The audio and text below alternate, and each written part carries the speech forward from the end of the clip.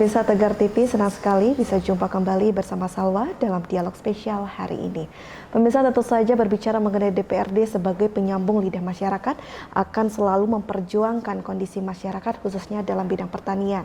Dan untuk bisa membahas mengenai tema hari ini, sudah hadir bersama kita yakni anggota Komisi 2 DPRD Lampung Tengah dari fraksi PKB, Pak Ashari.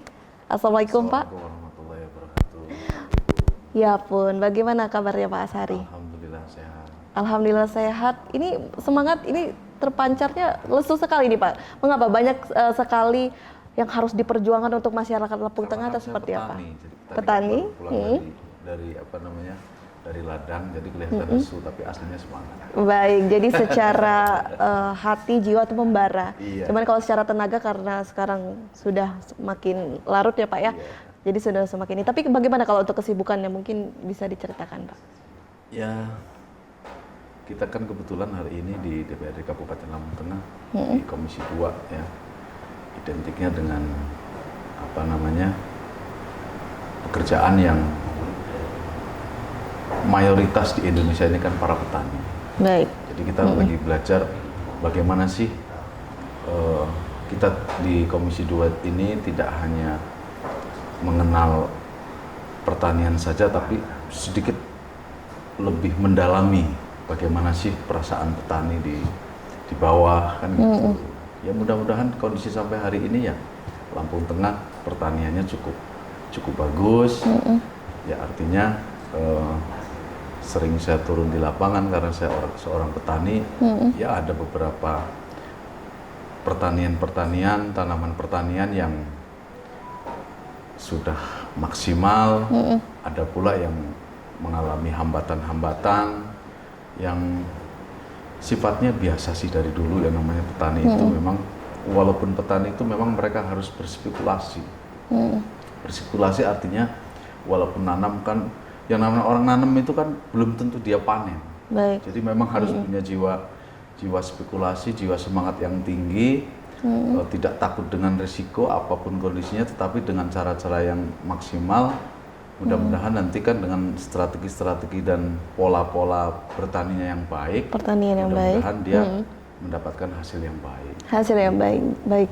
Jadi bisa saya simpulkan bahwa saat ini kesibukannya sangat fokus sekali untuk memperjuangkan dalam sektor pertanian khususnya di Lampung Tengah. Apakah hal ini ketertarikannya muncul karena memang Pak Ashari backgroundnya sebagai petani, atau memang melihat kondisi pertanian saat ini memang sedang tidak baik-baik saja sehingga harus diperjuangkan? Kalau background kita memang kita anak petani, gitu. Jadi tani kalau saya memang sudah menjadi turun temurun ya, karena memang kita agraris di Lampung Tengah ini. Jadi walaupun kita hari ini sebagai anggota DPRD, tetapi bertani itu sudah sebagian daripada hobi atau memberikan ekspresi memberikan motivasi pada diri sendiri dan masyarakat bahwa kondisinya memberikan motivasi lah bahwa petani ini bukan pekerjaan yang katakanlah rendahan lah, bukan pekerjaan yang ringan juga. Baik, tetapi petani itu ketika memang dia berhasil, ketika memang dia bisa mengaplikasikan pertaniannya yang baik, kemudian hasil yang baik dengan kondisi panen yang baik, artinya menghasilkan cukup tinggi juga, itu kan bisa meningkatkan taraf hidup yang lebih baik kan gitu. Baik, jadi Pak Ashari di sini mengangkat bahwa jangan disepelekan juga profesi petani ini. Proses petani itu. Kalau kita nggak ada petani nggak bisa jalan loh. Maka tidak bisa jalan. Baik, dan ini juga sangat berpengaruh juga terhadap kemajuan suatu daerah, khususnya dalam ketahanan pangan ya Pak ya? Iya, ketahanan pangan, karena kondisi hari ini Lampung Tengah cukup baik lah. Cukup baik. Kondisi untuk pangan, kemudian hari ini. Baiknya ini dalam skala harga memang sedang stabil atau apa Pak? Harga hari ini petani sekarang kalau ngomongin padi harganya kena hari ini kan. Istilah orang tani itu nanam dijual masih ketemu kan gitu. Artinya hasilnya cukup karena harganya memang stabil kan, katakan seperti seperti komoditi lain misalnya seperti jagung, kemudian singkong dan lainnya. Hari ini petani ini sudah ngalami harga yang baik. Artinya tinggal bagaimana meningkatkan kualitas hasil panen sehingga nanti bisa maksimal. Kalau ngomongin harga hari ini sudah cukup baik. Sudah cukup baik. Seperti jagung, padi, artinya kalau dari dulu kan orang petani saat jual kondisinya harga murah kan gitu. Hari ini stabil. Artinya kalau memang para petani ini bisa bertani dengan baik, ya hasilnya juga bisa maksimal kan gitu. Hasilnya bisa dengan harga yang sesuai kan gitu. Baik, jadi sekarang fokusnya adalah bukan untuk meningkatkan harga dari hasil panen, tapi meningkatkan hasil panen itu sendiri. Ya harapannya petani meningkatkan harga hasil pastilah kan gitu, tapi kualitas menciptakan produk yang baik sehingga menjadi harga yang bisa berlebih itu kan harga mati seorang petani. Baik, kan gitu. itu sebenarnya ada caranya nggak Pak Ashari? Pastilah. Baik, mungkin bisa di-share Pak. Artinya dengan pertama namanya petani itu kan di awal bagaimana pola di awal itu sebelum olah tanahnya dulu kan gitu, bagaimana memilih bibit yang baik, kemudian pemupukan yang baik, kemudian cuaca juga yang mendukung, air yang mendukung, kan gitu. Jadi nanti kemudian antisipasi terhadap penyakit yang petani kan harus cerdas, harus cerdik dengan keadaan situasi karena namanya penyakit, kemudian halangan-halangan yang namanya orang bertani itu kan pasti ada. Harus gitu. pasti ada. Jadi kalau memang para petani ini harus sikap, kemudian cerdik dan ini banyak inspirasi yang diaplikasikan, ya mudah-mudahan hasilnya juga maksimal. Tapi secara umum di Lampung Tengah ini kita melihat hasil produksi para petani ini sudah cukup maksimal. Sudah cukup maksimal. Cukup maksimal, tetapi masih perlu ada perhatian dari pemerintah ya, khususnya para petani. Kadang-kala kan ada beberapa persoalan-persoalan yang sifatnya para petani itu harus dibantu, ya kita upayakan untuk bisa turun ke bawah, melihat bagaimana keluhan-keluhan petani di bawah. Baik, nanti kita akan bahas secara spesifik keluhan-keluhan dari para petani dan apa yang diinginkan pemerintah untuk bantu. Tapi saya ingin tahu dahulu, tadi kan sudah dijelaskan atau tips sering dari Pak Ashari bagaimana untuk bisa meningkatkan hasil mulai dari pupuk, bibit dan lain-lain. Apakah hal tersebut kan sebenarnya bisa dikatakan umum?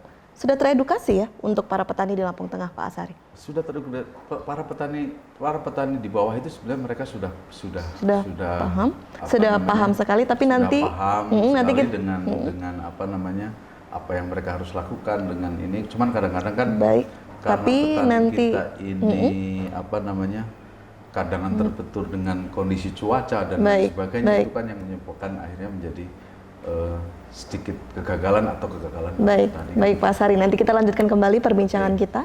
Dan untuk pemirsa jangan kemana-mana, tetap di Dialog Spesial.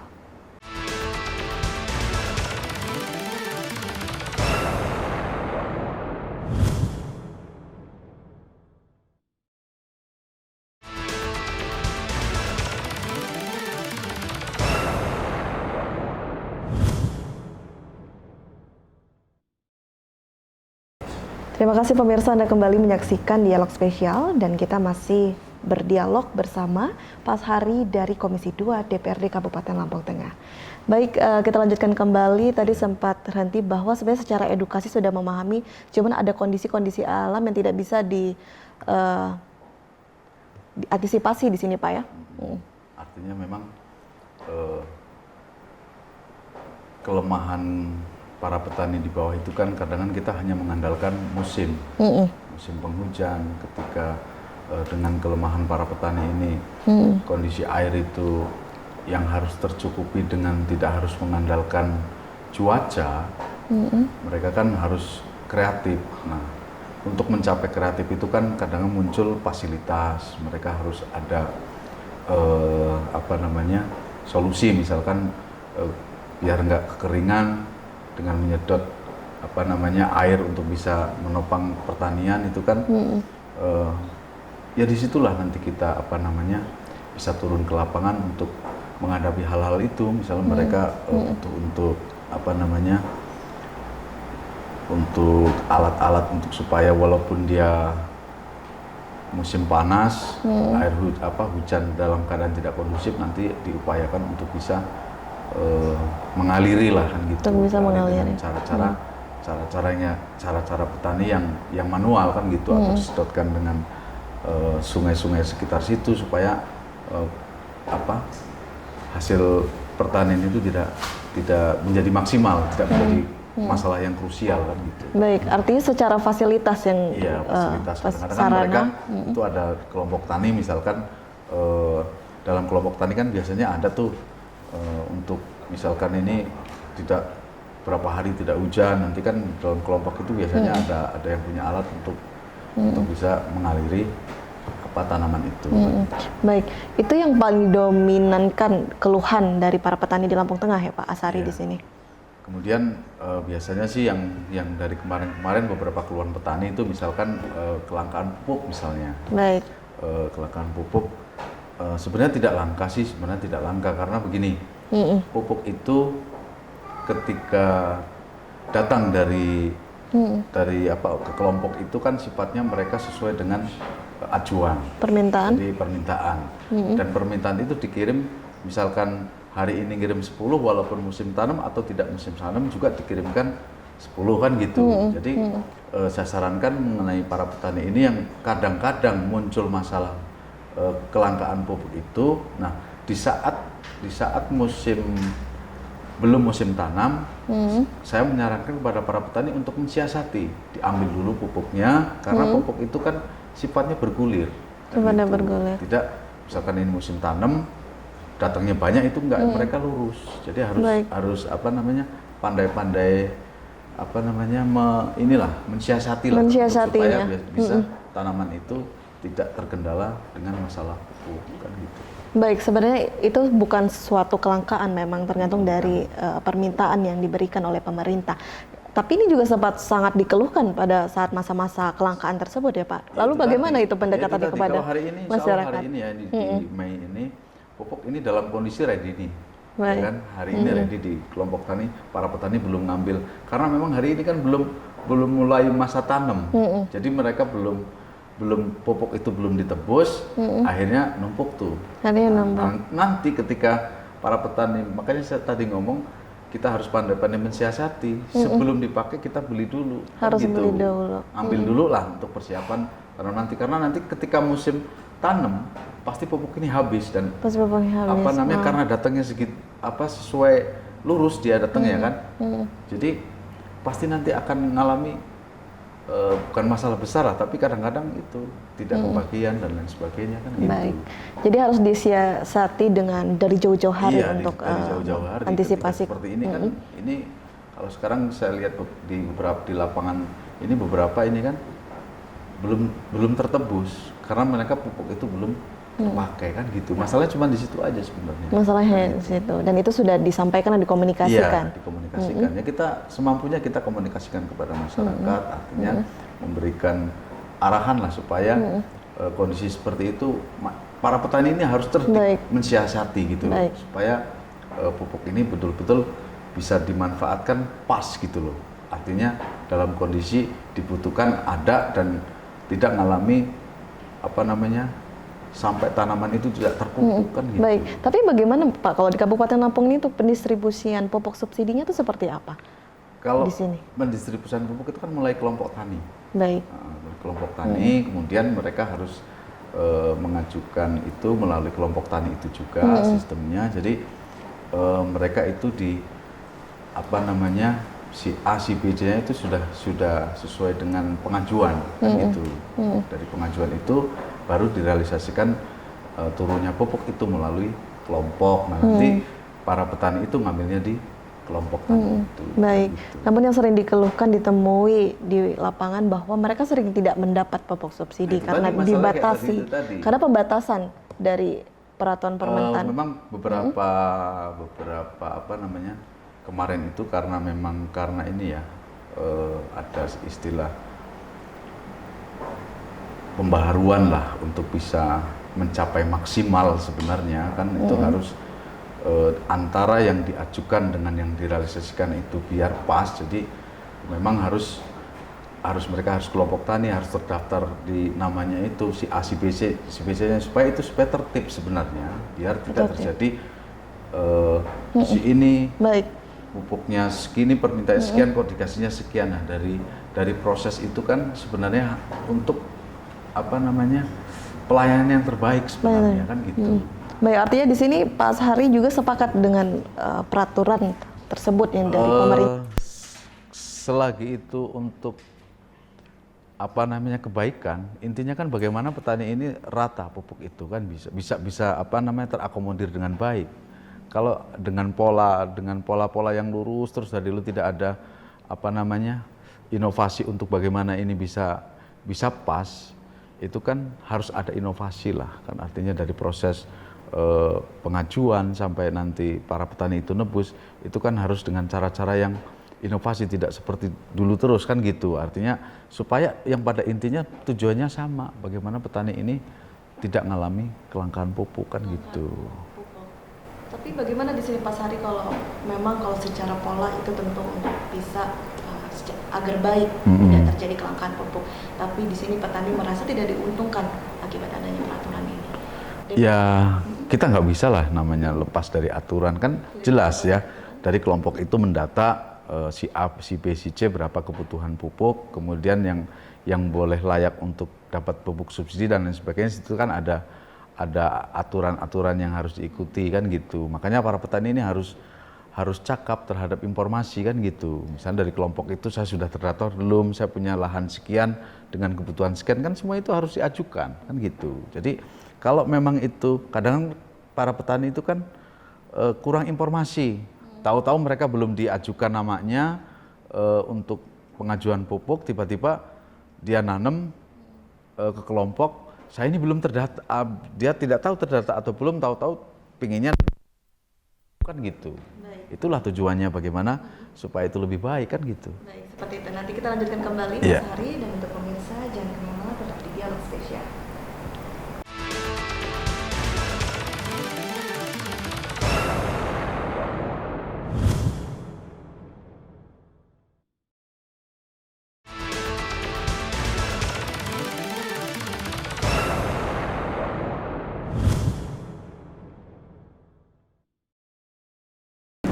Terima kasih pemirsa, Anda kembali menyaksikan Dialog Spesial dan kita masih membahas mengenai di sektor pertanian bersama Komisi 2 DPRD Lampung Tengah. Baik Pak, kita lanjutkan kembali perbincangan kita. Intinya apa yang saat ini sedang fokus diperjuangkan dalam sektor pertanian di Lampung Tengah dari Komisi 2? Kita peningkatan pangan, pangan terutama tanaman padi, tanaman jagung dan tanaman yang lain yang sifatnya kita itu kan Lampung Tengah ini kalau bisa menghasilkan produksi yang baik, kemudian produksi yang maksimal, kemudian kita tetap lebih cenderung ke permasalahan-permasalahan di bawah, berkonsentrasi bagaimana petani ini betul-betul merasa diopeni oleh pemerintah, kehadiran kita ini, mereka merasa bahwa tidak lepas kan gitu, artinya merasa seperti dibikin nyaman lah dari berbagai permasalahan petani di bawah seperti kelangkaan pupuk dan permasalahan-permasalahan yang lain. Tetap kita kepinginnya mensupport masyarakat supaya tidak putus asa dalam kondisi-kondisi sulit apapun. Intinya bagaimana harga mati petani ini harus terus berproduksi untuk bisa menghasilkan yang terbaik. Baik, luar biasa. Jadi walaupun mendekati masa akhir jabatan tentu tetap harus diperjuangkan sampai titik akhir ya Pak Sahari. Baik, selain dari keluhan petani ini kan juga ada keluhan dari para peternak yang merasa resah akan adanya penyakit LSD. Mungkin bisa dijelaskan dahulu Pak Sahari, ini sebenarnya wabah penyakit apa ini? Dulu sepengertian saya itu sebelum LSD ada namanya peternak itu, ternak sapi, ternak ini sapi ya, kebanyakan itu ada namanya penyakit PMK. Baik, benar. Itu sudah dilakukan upaya-upaya seperti vaksinasi itu sudah dilakukan. Sekarang muncul lagi nih ada namanya LSD. Nah itu kan memang tantangan yang cukup apa namanya, cukup menghelakan napas lah tentang sudah PMK ini sudah nyaris hampir selesai, muncul lagi apa namanya LSD itu. Secara apa namanya produksi, secara apa namanya perjalanan peternak ini tentunya mengalami ya hal yang bisa dikatakan tantangan yang luar biasa. Setelah PMK ada lagi LSD, itu kan tetap mempengaruhi semua. Setelah itu kan dari LSD ini kan misalkan peternak-peternak kita itu kan biasanya dijualnya ataupun perputaran sirkulasi bisnisnya itu kan tidak hanya di Lampung saja. Biasanya itu kan para pedagang-pedagang sapi ini mereka ngejualnya di luar daerah. Nah, dengan adanya LSD ini memang masyarakat harus tahu dan paham, dan ini memang harus diikuti bahwa harus sebelum kita kirim ke sana agar harga sapi itu lebih baik, tentunya lebih tinggi, tentunya harus mengikuti mekanisme yang ada di dinas peternakan ini. Memang harus ruwet kan gitu, seperti harus dicek dulu di laboratorium, kemudian harus dikarantina dulu. Itu memang tujuannya bukan mempersulit, memang hari ini harus diikuti hal itu. Karena kalau itu nanti tidak terverifikasi di sini, di sana pun nanti akan bermasalah. Jadi memang para pedagang, para petani ini harus sabar dan mengikuti itu saja. Kalau memang proses penjualan akhirnya jadi sulit dan sebagainya, akhirnya mempengaruhi harga sapi kan gitu, sehingga lagi mempengaruhi hasil daripada para petani dan para pedagang-pedagang sapi kan gitu. Baik, situasi tersebut yang harus memaksakan kita semua harus mengikuti aturan yang ada agar tujuannya baik di sini ya Pak ya? Iya pasti baik lah, kalau memang harus kirim-kirim aja dengan kondisi adanya penyakit kayak gini, nanti di sana malah tidak diterima kan akhirnya jadi susah juga kan gitu. Jadi memang ini lagi ngalami seperti ini. Diikutin saja, sabar saja, karena tidak ada sedikit pun informasi yang saya dapatkan, tidak ada sedikit pun untuk mempersulit. Karena memang sebenarnya untuk mempermudah, karena memang hari ini ada situasi yang penyakit yang ada saja. Jadi ya kita harus maklum dan harus cerdik mensikapi lah kan gitu.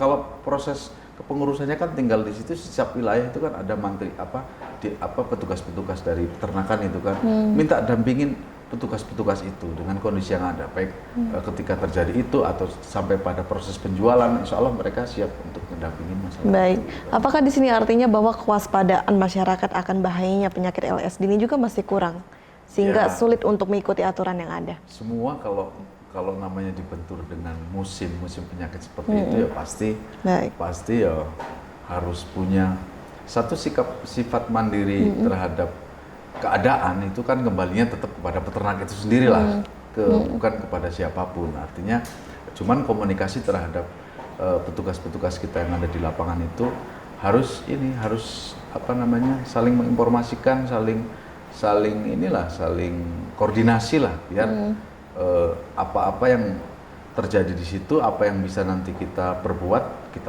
kan gitu. Baik, maka peran Komisi 2 DPRD dalam penanganan wabah ini seperti apa?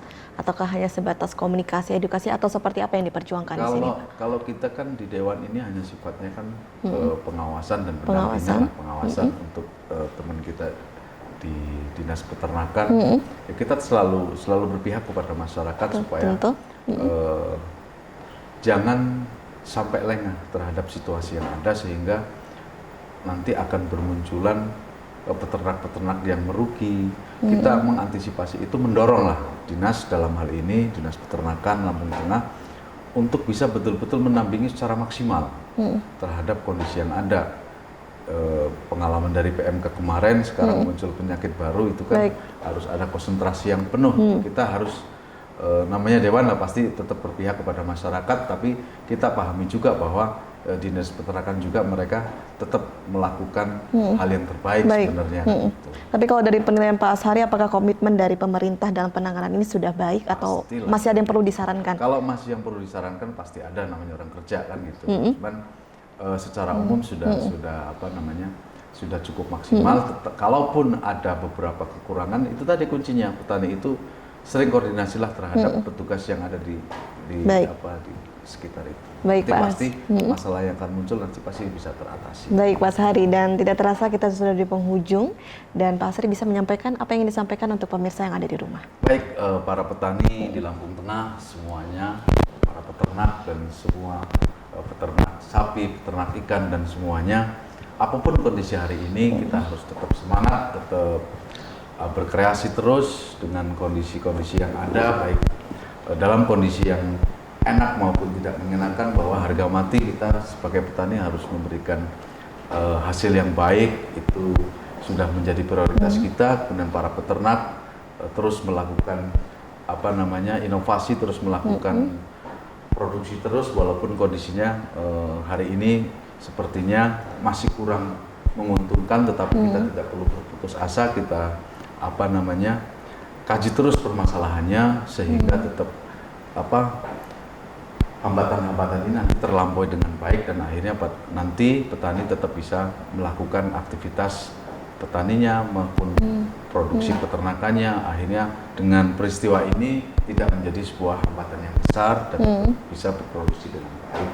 Sehingga karena kuncinya kalau petani nanti sejahtera, petani itu baik, berproduksi dengan baik, kemudian bisa memberikan yang terbaik, tentunya itu akan meningkatkan kesejahteraan terutama khususnya para petani dan umumnya di Kabupaten Lampung Tengah. Baik, terima kasih Pak Sehari, semoga sukses dan sehat selalu. Amin, amin, amin. Dan tak lupa saya ucapkan terima kasih juga untuk pemirsa yang ada di rumah. Semoga Komisi 2 DPRD Lampung Tengah dapat terus memperjuangkan aspirasi guna kesejahteraan masyarakat di Kabupaten Lampung Tengah. Saya Salsa Sakinah mewakili kru yang bertugas pamit undur diri. Sampai jumpa di dialog spesial berikutnya.